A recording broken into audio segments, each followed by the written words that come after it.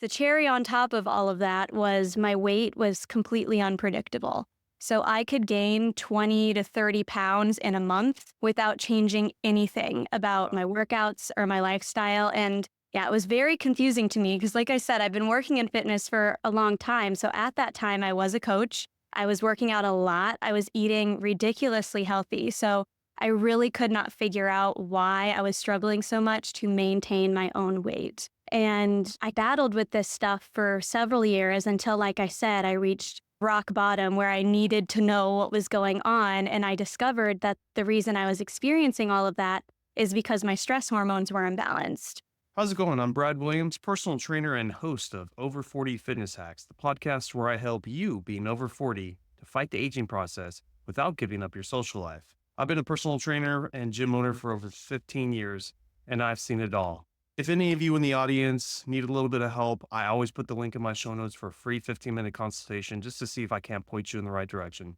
Other than that, thank you for listening. I also have links to my Facebook group and a link to my favorite fitness tracker, which I talk about all the time, the Whoop 4.0. I think every single person should at least use it for a little bit to gauge how many calories you're actually burning. All those are in the show notes.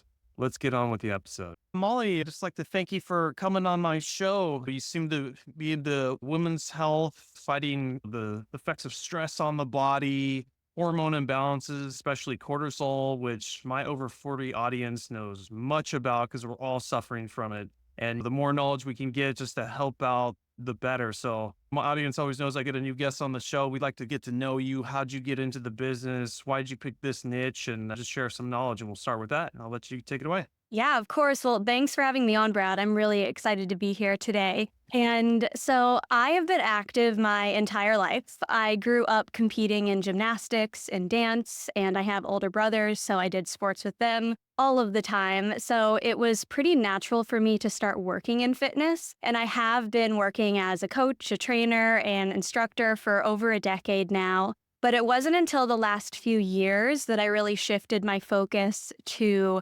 exercise for the nervous system and the body's stress hormones. And the reason I made that shift and why I'm so passionate about this now is because 5 or 6 years ago, I really reached rock bottom with my own health, both my mental health and my physical health. So at that time, my anxiety was out of control. I was having several panic attacks a day, and I didn't know why. My life wasn't particularly anxiety inducing. I just felt anxious like all of the time. I was also dealing with pretty severe bloating and insomnia. I was struggling to fall asleep and stay asleep. And then just the cherry on top of all of that was my weight was completely unpredictable.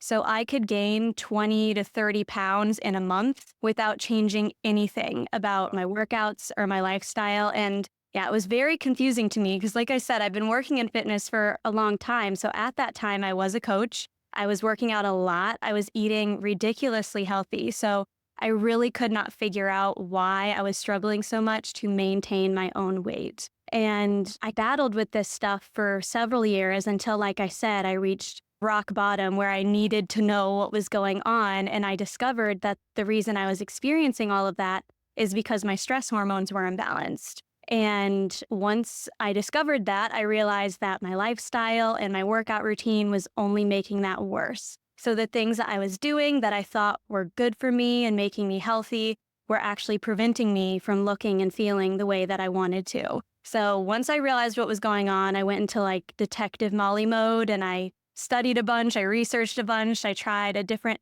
methodologies, and I was able to heal my hormones and fix that for me. And now I'm sharing this methodology with the world because I don't want anyone else to have to experience what I did. And I know that it's pretty trendy right now to talk about hormones and particularly cortisol, but people still really don't realize how much stress impacts how you look and feel. Like, we all know that stress is a bad thing and we need to lower our stress, but at the same time, we're also still confused about why we're not losing weight. And stress is usually a big factor in that. So I'm excited to have this conversation because I think it will clear up some of those questions people may have. Yeah. What age was it that you hit rock bottom? You've had enough. And Yeah, so I remember the year, it was 2018. So how old was I? I was like 27, 28.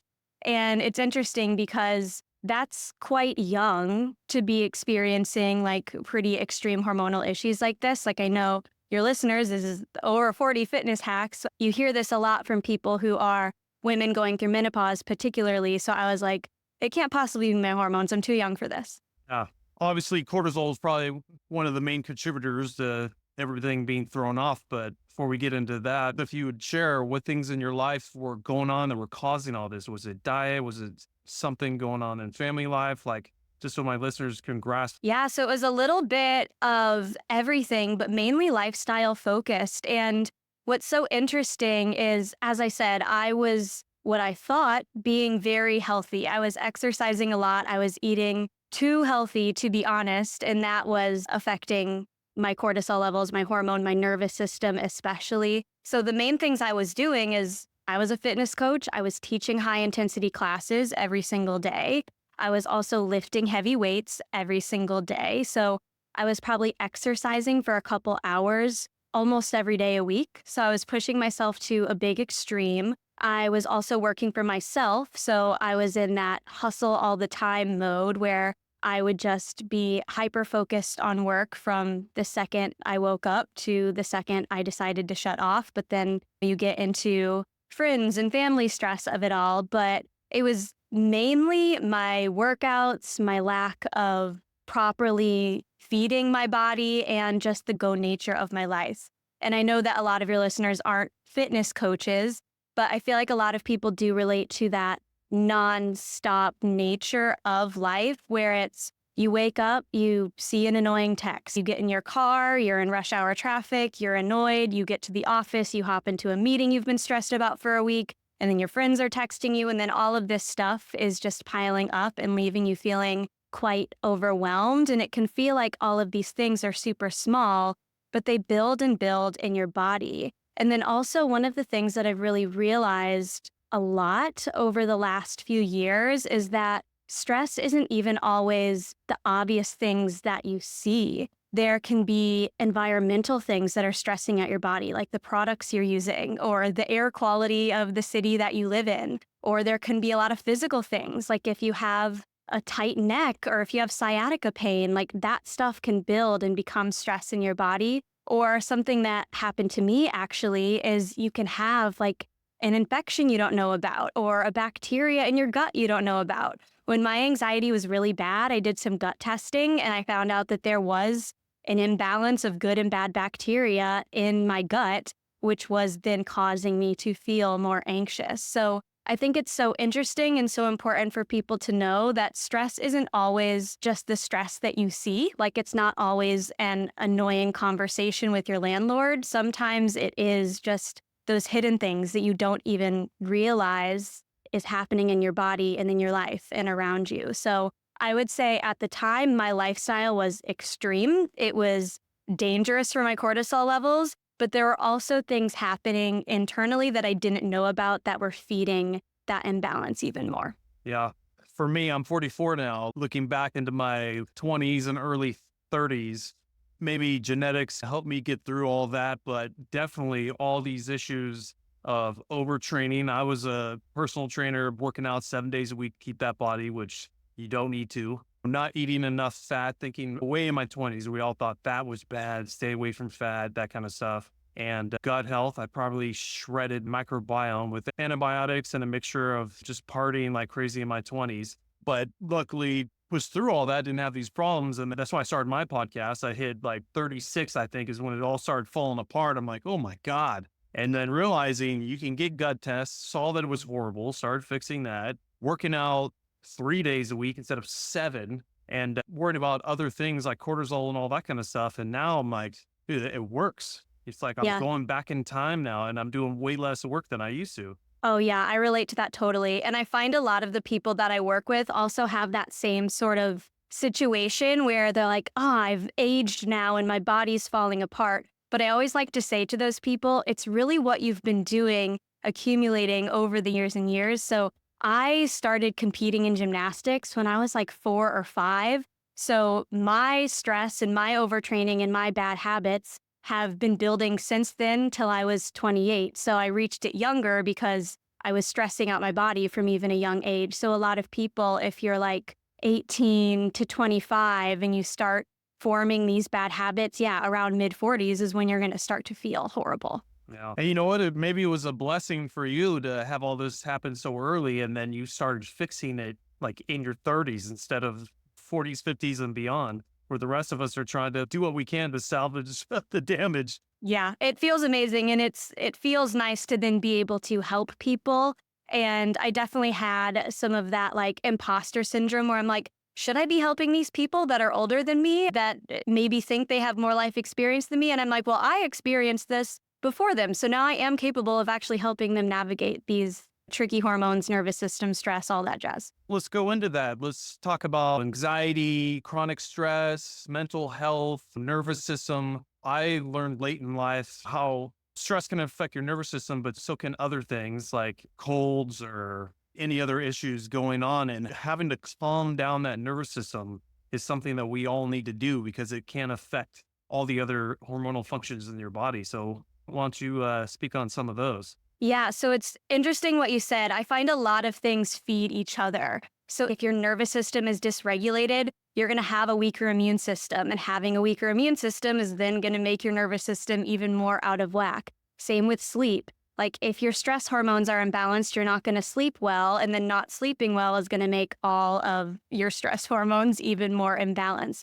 So a lot of those things feed each other, which is not fun, which is why I really encourage people to focus on one thing at a time because Okay. focusing on too much is then stressing you out even more. So, one thing I definitely changed in my own lifestyle and in the way that I coach is, and I see this a lot with fitness programs that I see online, is people trying to change everything at once. But then that causes you to feel more stressed. And then a lot of people that come to work with me say that they've tried programs like that before where they start working out and walking and drinking more water and changing their diet, and then they start experiencing more anxiety. Like maybe they have a panic attack for the very first time when they're training for a half marathon. And it's very much connected. And I've really recognized that over the last few years of how you're treating your body is directly going to impact your mental health. And I obviously experienced that firsthand because my high intensity workouts were causing me to have like 3 to 5 panic attacks every single Yeah, day. jeez. That's the thing too. I had a back injury, I think 7 years ago now, and L5S1, horrible sciatic pain, ended up having surgery, came back later, had surgery again. But the whole time I didn't know that was building up all that stress was just shutting down my nervous system. I was having so many problems. And funny enough, I met someone on my podcast who was all about calming that nervous system down just by breathing. And in 3 days of working with her, literally 80% of my pain gone. I couldn't believe that. Nervous system was enhancing the pain when it shouldn't have been there. Yeah, exactly. We all are like, oh, I'm so confused why I feel this way. Why does this hurt? Why does that hurt? Why can't I lose weight? But a lot of it does come back to your nervous system, which is maybe encouraging to hear or discouraging to hear for some people because you're like, ah, shoot, now I got to think about this thing. Really, the simplest things can help calm your nervous system. I always tell my clients because I talk about stress a lot. So then people come to me and say, I've really been trying to lower the stress in my life, but like this is going on and I can't seem to get rid of it. And I say, the goal is not to remove all the stress from your life because that's literally impossible. Life is always going to be stressful. But the goal is to activate that parasympathetic nervous system that allows your body to relax and to activate that parasympathetic nervous system sporadically throughout the day so that you're not just stressed all the time because our bodies were not built to be stressed all the time. Nope. Literally, how our bodies are meant to function is when you're stressed, your body's trying to protect you.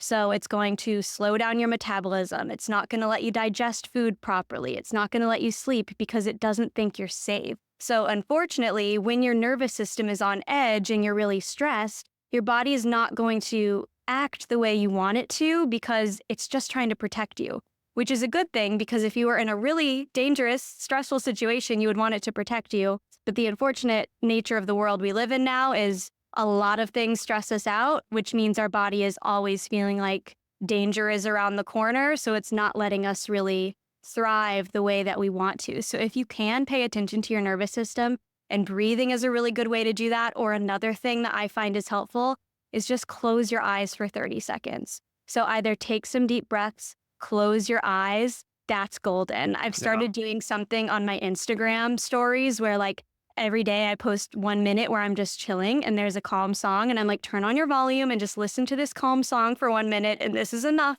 to activate that parasympathetic nervous system to calm you down. So it doesn't take a lot, which is good news.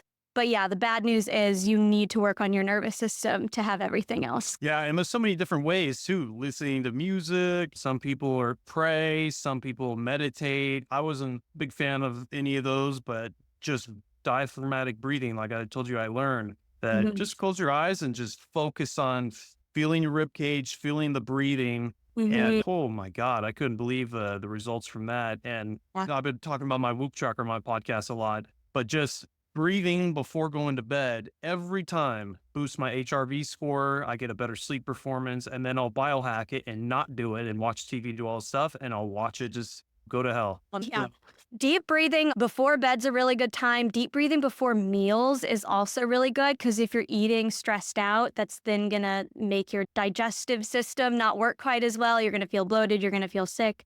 You're not going to absorb the nutrients quite as well. So deep breathing before that is great. In how I coach, I'm all about like the simplest things. What are the Mhm. simplest things you can do? And breathing for 30 seconds is way more beneficial than trying to meditate for 30 minutes and like never being able to get it done. So, taking 30 seconds to breathe, to close your eyes, rub your hands together, listen to music, those simple things really are effective. It doesn't have to be this big thing. I know in the world we live in, you see lots of people saying, drink this tea, do this like specific chant, do this thing, saying it's all that will work, but all of that's fake. Find what works for you and what helps you feel more calm in the moment. And if breathing works for you, that's amazing. I love deep breathing too. Yeah. I love your theory because I experienced that myself of doing one thing at a time because my whole life, at least in my 20s and 30s, of not only in the gym, but also with business, my motto was I'll sleep when I die. 100 hours a week working. Basically, I was watching Gary Vee at that time. And his thing was is if you can't outsmart or you don't have a niche going on, then you just outwork everybody. And it helped me out through some business stuff, but just ravaged my body and catching up with me when I hit 35 and then learning to slow down, master one thing makes it so much easier building better habits. And to tell you the truth, that's what they teach you in business school too is don't do everything. In my gyms, I was the accountant, the bathroom cleaner, the marketing agent, the website developer, everything. You can't do Mhm. that. Yeah. So it's just the same way in business life that it works for your body too. Yeah. And I know that's an uncomfortable like truth for some people to hear because I was the same way where I work for myself. I'm going to do everything. I'm going to get it all done and I'm going to get it done or I won't sleep tonight was like how I used to operate. But honestly, if you can take these like pockets of time to breathe, to rest, or prioritize your to-do list a bit, set some boundaries in your life, you're going to find that you're more energized, you're more productive, and like you're going to be better at the things you do. So I always like to say that because I know that if I heard the advice to set some boundaries and to calm down and to rest, I would have been so against that when I was in my go mode. Mm. But if I was able to hear, oh, you'll actually be better at your job if you do this, I would have been more encouraged. So I always like to say that because I know how my brain would have worked. And I'm sure some of your listeners feel the same, where they're like, well, no, I need to show up 100% for my kids and for my job and for this and for that. But you show up for you and you'll be better at all of that stuff.